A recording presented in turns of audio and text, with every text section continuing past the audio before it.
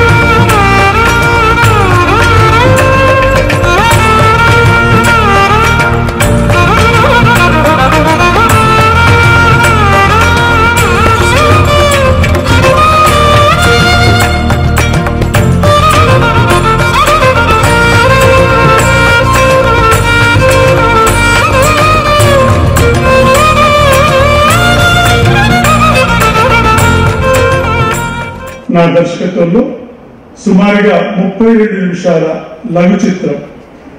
వారు 450 సినిమాల్లో నటించారు, 150 సీరియల్స్ యాక్ట్ చేశారు. నేను నిర్మించి దర్శకత్వం వహించిన నాగబాల వారి మొదటి సీరియల్. దాంతో ఆత్మయాత్ర, విజయ సామ్రాట్, అపరాధి ఇలాంటి 9 సీరియల్స్ లో బాబాయ్ గారు యాక్ట్ చేశారు. కాంతారావు గారిలో ఉన్న ఆర్థిక విషయాల్లో తప్ప మిగతా విషయాలు ఆదర్శంగా ఉన్నారు. ఎన్ని పాత్రలు చేసి నాకంటే కాంతారావే గుర్తొస్తారు, ఇంకా ఏ ఆర్టిస్ట్ గుర్తురారు. ఇవాళ ఈ వేదిక మీద 2 నారదులు ఉన్నారు, అశోక్ కుమార్ గారు, చలపతిరాజు గారు. ఇవాళ వారి సత్కారం ఇచ్చింది కారణం ఏంటంటే ఆయన వారసత్వం మీరు పుణికి పుచ్చుకున్నారు.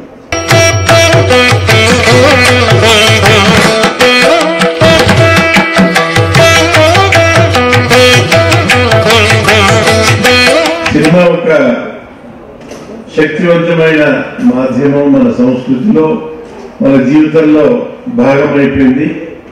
అలాంటి సినిమాల్లో తారాగణం గురించి మాట్లాడుకుంటూ ఉంటాం. హీరోస్, హీరోయిన్స్ అని, విలన్స్ అని.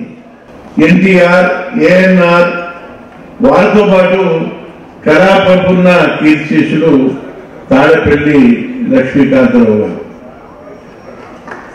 అంటే ఆ రోజుల్లో ఒక తెలంగాణ ప్రాంతం నల్గొండ జిల్లాలో ఒక మారుమూల గ్రామం నుంచి సినీ ఫీల్డ్కి వచ్చి ఎన్టీఆర్ ఏఎన్ఆర్ స్థాయికి అందుకునే విధంగా ఆయన చేరుకోవడం, సెల్ఫ్ మేడ్ మ్యాన్, అతని సొంత కాళ్ళ మీద ఎవరు గాడ్ ఫాదర్ లేని వ్యక్తి తన స్వశక్తితో ప్రతిభతో అంత పై స్థాయికి వెళ్ళిన వ్యక్తి ఆయన యొక్క విజయ నరజీవనాన్ని మనం స్మరించుకోవడానికి ఈరోజు వారి శత జయంతి ఉత్సవాల ముగింపు కార్యక్రమంలో మనం స్మరించుకుంటా ఉన్నాం. వారి బాల్యాన్ని ఒక్కసారి మనం గుర్తు తెచ్చుకుంటే చిన్నప్పుడే తండ్రి మరణించడం, వారి నాయనమ్మ ఒడిలోనే పురాణ గాథలు వింటూ బాల్యాన్ని గడపడం, వారి ఊరికి సురభి సమాజం వారి వెళ్ళి క్యాంప్ వేయడం. సురభి సమాజం క్యాంప్ వేయడం అంటే బహుశా నెల 2 నెలల క్యాంప్ అయి ఉంటుంది. అప్పుడు ఆ సురభిలో వేసే నాటకాలను అప్పుడు ఆయన మైండ్లో ఉన్న పౌరాణిక కథల్ని రీఇన్ఫోర్స్ చేసుకునే ఒక సందర్భంలో వాటి మీద ఆసక్తి పెంచుకోవడం, నటన మీద ఆసక్తి పెంచుకోవడం, చిన్నతనంలోనే బాలమిత్ర మండలాన్ని స్నేహితులతో ఏర్పాటు చేసుకొని దైవపాఖ్యానం లాంటి నాటకాల్ని ఆ గ్రామంలో వేయడం.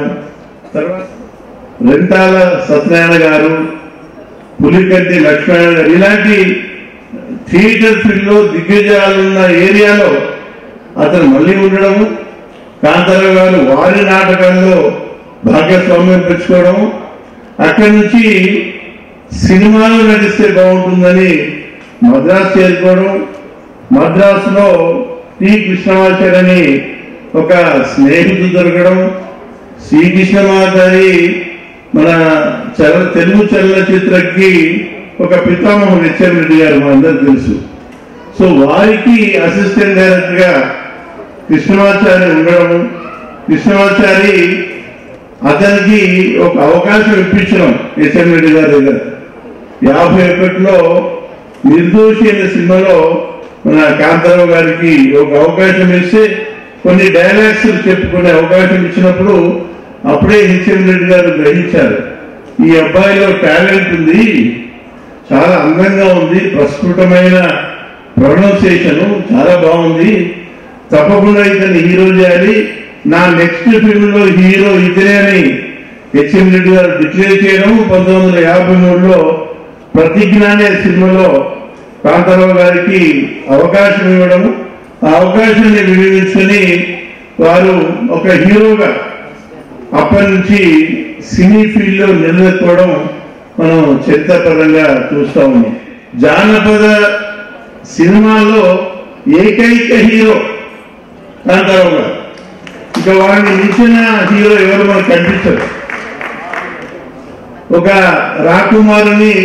రాకుమారుడు హీరోగా రక్షించడము, కత్తితో స్వైర విహారం చేయడము, అందుకోసమే కత్తి కాంతారావుని పిలుస్తూ ఉంటాం. ఎందుకంటే డూప్ వర్డ్ కత్తి సామాన్యతను ప్రాక్టీస్ చేసి దానితో డూప్ లేకుండా కత్తితో యుద్ధం చేస్తారు కాబట్టి సినీ ఫీల్డ్ లో వారిని మనం కత్తి కాంతారావు గారు పిలుచుకుంటూ ఉంటాం.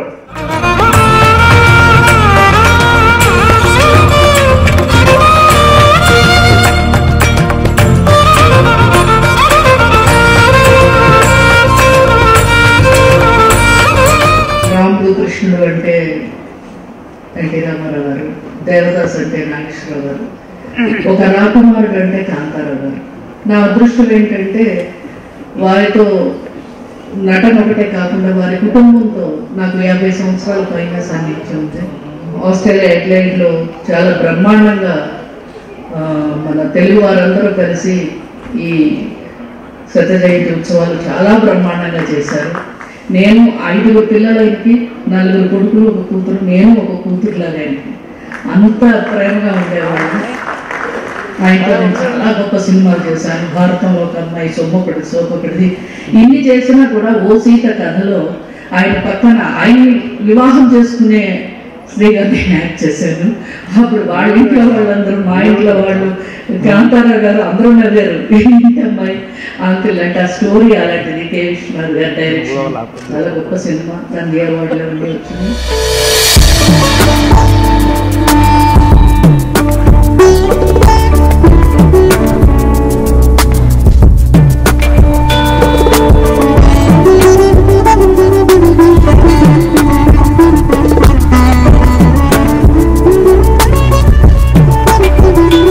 ఆయన మన గుండెలో ఎప్పుడు కత్తి కాంతారావు గారు ఎప్పుడు నిలిచిపోయారు.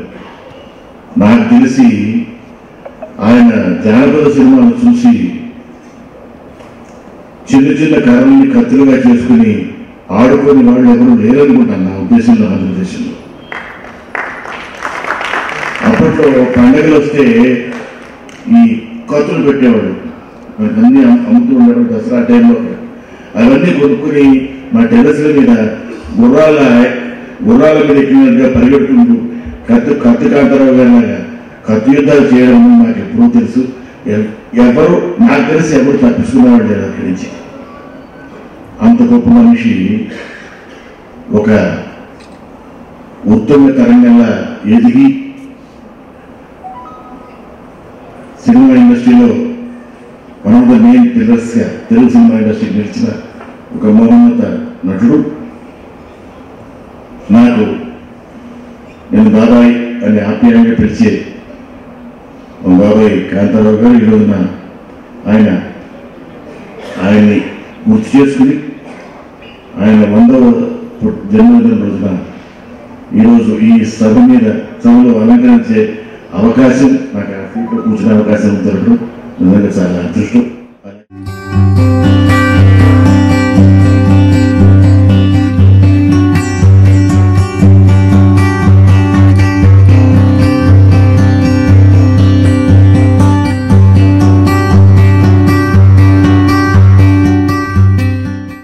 ఈ కార్యక్రమంలో మన కాంతారావు గారు వారు చిల్డ్రన్స్కి, వారి కుటుంబానికి ఏదో చేయాలని ఆలోచనలో మరి వారితో మాట్లాడి, సరే నాకు బేసికల్గా vision VVK housing India private limited ఒక రియల్ ఎస్టేట్ ఆర్గనైజేషన్. సో నా సంస్థ నుంచి మరి ఆల్రెడీ వారికి ఒక ప్లాట్ని ఉచితంగా ఇస్తానని చెప్పేసి సారికి ప్రామిస్ చేయడం. మరి ఆల్రెడీ వారి కుటుంబ సభ్యులు నాకు ఆల్రెడీ ఆధార్ కార్డులు పంపిస్తే యాక్చువల్గా నిన్నే రిజిస్ట్రేషన్ కంప్లీట్ చేసి ఈరోజు రిజిస్ట్రేషన్ పత్రాలే ఈరోజు డయాస్ మీద ఇవ్వాలనుకున్నాం. ఈ సర్టిఫికేట్స్ వేడుకల్లో అన్ని కార్యక్రమాలు చూడాలి కాబట్టి సో నాకు అలాట్మెంట్ ముందు ఇచ్చేసేయండి. అలాట్మెంట్ ఇచ్చేస్తే మరుసటి రోజు కానీ రెండో రోజు కానీ మరి రిజిస్ట్రేషన్ చేసిన పత్రాలు ఇద్దరు కానీ అని చెప్పేసి వారు చెప్పడం. సో దాని మీదే మరి ఆల్రెడీ బేస్ అయ్యి వారికి ఈరోజు మరి ఆ ప్లాట్కి సంబంధించిన అలాట్మెంట్ అనేది వారికి అందడం జరిగింది. మరి ఈరోజు ఈ కార్యక్రమంలో మరి నేను కూడా భాగస్వామి అవ్వడం అనేది నాకు చాలా చాలా సంతోషంతో. తెలుగు సినిమా పరిశ్రమకి రామారావు గారు, నాగేశ్వరరావు గారు రెండు కళ్ళు అయితే, కాంతారావు గారు ఆ రెండింటి మధ్య ఉన్నటువంటి త్రినేత్ర నటరాజ స్వరూపుడు అని ఒక పెద్దలు ఇచ్చారు. అది జ్ఞాపకం వచ్చింది. ఆ మధ్యలో ఉన్న బొట్టే కాంతారావు గారు. అందరూ చెప్పినట్టు నారదుడు ప్రసిద్ధం అనుకోండి. కాంతారావు గారు నారదుడు వేషం వేసిన తర్వాత రామారావు గారు చూసి, నేను ఇంకా నారదుడు వేషం ఎప్పుడు వేయను, ఆయనే కరెక్ట్ అని చెప్పేసి ఆయన డిసిషన్ తీసుకున్నారు. ఇంకా మా అశోక్ కుమార్ ధైర్యం చేశాడు నారదుడు వేయడానికి. రామారావు గారు ధైర్యం చేయలేదు. తను పట్టిన ఆయుధాన్ని ఇంటి పేరు చేసుకున్నాడు కత్తి కాంతారావు గారు. అంటే అది ఒక స్పెషలైజేషన్. అది ఆయన పద్మశ్రీలు, పద్మభూషణలు ఏమీ రాకపోయినా ప్రేక్షకుల గుండెల్లో చాలా కాలం నుంచి ఉన్నవాడు. ఈ రోజు కూడా మనం ఆయన తలుచుకుంటున్నాం అంటే ఆయన యొక్క విశిష్టత, ఆయన యొక్క మనిషి. కాంతారావు గారికి సర్జరీ ఉత్సవం జరపడం చాలా గ్రీట్గా ఫీల్ అవుతున్నాం.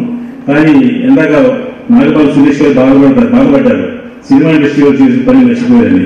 100% అది బాధ్యత తీసుకుని సినిమా పరిశ్రమ చేయవలసిన ఈ కార్యక్రమం.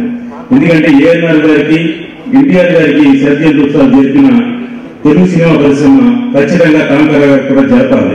ఇది డిమాండ్ చేస్తున్నాం. నేను కూడా మా ఛాంబర్ పెద్దలు తెలియజేసి ఖచ్చితంగా కాంతారావు గారికి సత్యయుగ ఉత్సవాలు ఫిలిం ఛాంబర్ తరఫున మా రంగనాథ వైభవంగా జరపాలని నేను సవినయంగా తెలియజేస్తున్నాను. ఇది మా బాధ్యత.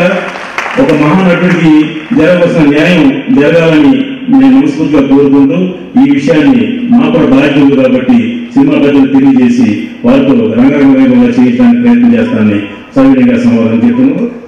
ద గ్రేట్ కాంతారావు గారి శత జయంతి ముగింపు ఉత్సవాల కార్యక్రమంలో పాల్గొనే అవకాశం అదృష్టం నాకు రావటం నిజంగా అదే ఆ పక్కన కూర్చొని జర్నలిస్ట్ గా రిపోర్టింగ్ చేసుకున్నటువంటి రోజుల నుంచి రవీంద్ర గారితో అనుబంధం. మా గురువు గారు దాసరి నారాయణరావు గారు కాయిన్ చేసినటువంటి గొప్ప వర్డ్ ఏంటంటే, తెలుగు కళావతనికి ఇద్దరు రామారావు గారు నాగేశ్వరరావు గారు రెండు కళ్ళైతే ఆ నుదుటి తిలకం కాంతారావు గారు అనేటువంటి పద ప్రయోగం, ఆ కాయినింగ్ అనేటువంటి గొప్ప కాయినింగ్. ఎందుకంటే రామారావు గారి కంటే 4 మాసాలు చిన్న, నాగేశ్వరరావు గారి కంటే 10 మాసాలు పెద్ద. 1923 నవంబర్ 15 పుట్టే, మే 23 రామారావు గారు పుట్టే, 24 సెప్టెంబర్ లో నాగేశ్వరరావు గారు పుట్టారు. ఆ ఇద్దరికి ఎదుగుదల ఎలా ఉందో ఈయన పేర్లగా ఈయన ఎదుగుదల కూడా అలాంటి. అంటాను రామారావు గారు నాగేశ్వరరావు గారి కంటే ఒక విషయంలో గొప్ప కాంతారావు గారు. ఏ విధంగా అంటే వాళ్ళు కేవలం హీరోలుగా మాత్రమే రిటైర్ అయ్యారు, పాజిటివ్ పాత్రలు మాత్రమే చేశారు. కానీ ఆల్ రౌండర్ క్యారెక్టర్ చేసినటువంటి వ్యక్తి కాంతారావు గారు. హ్యాట్స్ ఆఫ్ టు కాంతారావు గారు. వారి ఆత్మశాంతి చేకూరాలని ఈనాటి కార్యక్రమం చేపట్టడం చేసిన ప్రతి ఒక్కరికి నమస్కారం.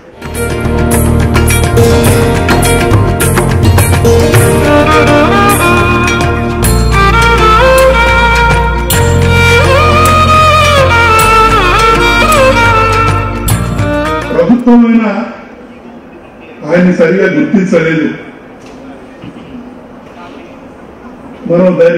మనము ఏం చేయలేము. ఇంకా మన మాట వినే వాళ్ళు ఉండాలి కదా. ఇక్కడ మన మాట ఎవరు వింటారు? అక్కడ ఒక కమిటీ ఉంటుంది. ఆ కమిటీలో ఉండే 3-4 ఎవరనుకుంటే వాళ్ళకి అవార్డు తప్ప అర్హులకు వస్తుందన్న ఆశ నిరాశ. Thank you. ఏ మహనీయ సాధ్వి జగదేక పవిత్రత బ్రహ్మరుద్ర సుత్రాములు భవ్యవాహనుడు ప్రస్తుతి చేసిరో అట్టి తల్లి సీతా మహిళా శిరోమణిని దారుణ కానల వీధి కౌపగా నీ మది ఎట్టులప్పే ఎట నేర్చితివి కఠినత్వమగ్రజా అగ్రజా.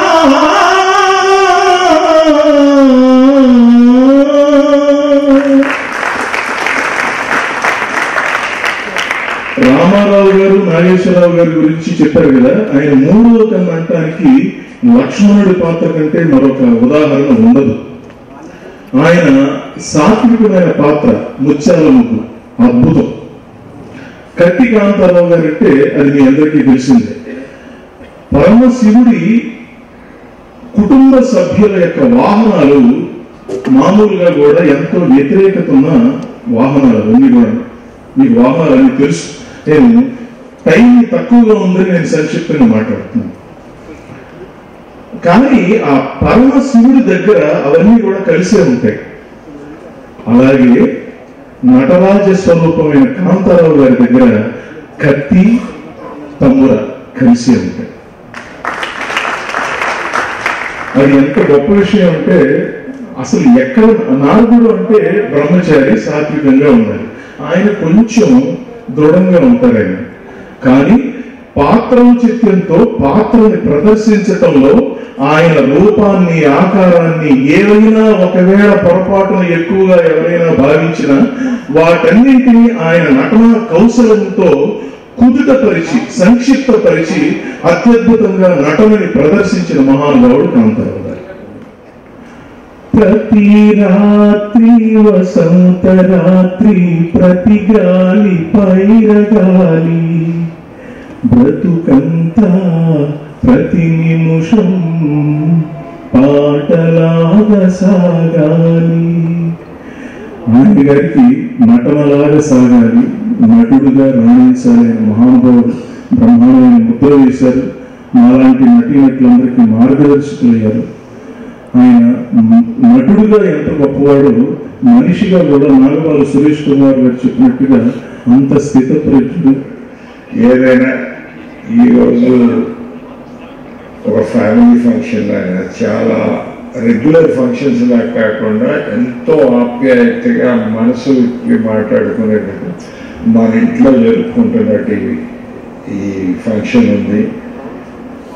ఈరోజు కాంతారావు గారి కోసం స్మరిస్తూ ఆయన కోసం ఇంత మంచి ప్రోగ్రాం చేసిన మన నాగబాల సురేష్ గారికి అందరికీ నా కృతజ్ఞతలు.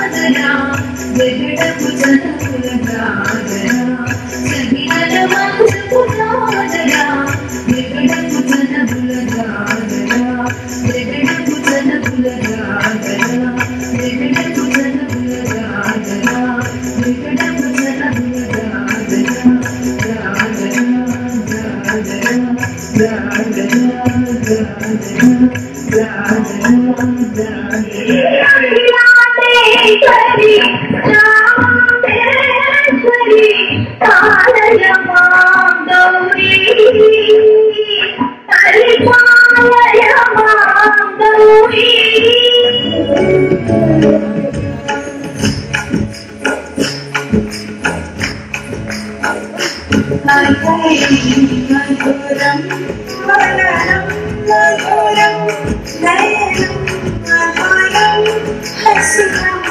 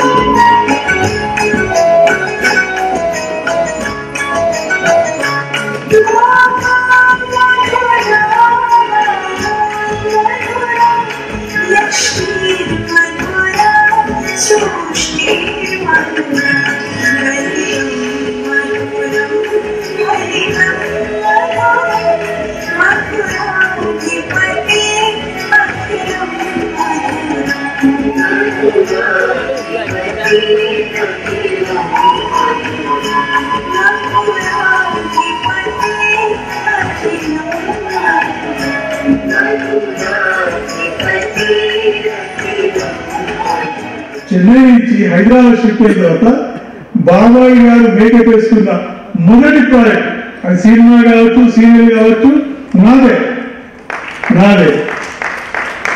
ఆయన బతుకున్న రోజుల్లో 9 బర్త్డేస్ నేనే చేసిన. ఆయనకు ఏమి ఇచ్చినా తక్కువ. ఇవాళ ఈ కార్యక్రమం చేయడం మా ఆత్మబంధు రమణాచారి గారు నాకు ఇచ్చిన పెద్ద వరం. ఈ శతజయంతి మిగతా బర్త్డే వేరే, శతజయంతి ఉత్సవ ముగింపు సభ ఇచ్చి నాకు చాలా మేలు చేశారు.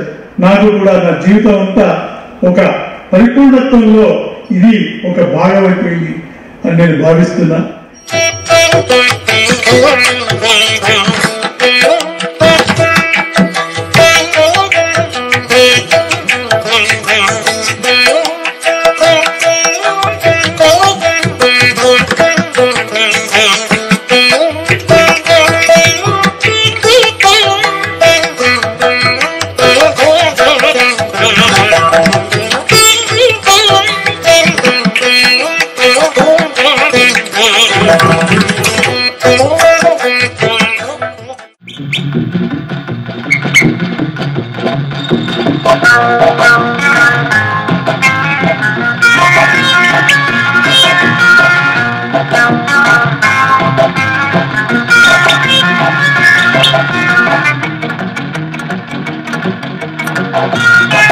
Bye.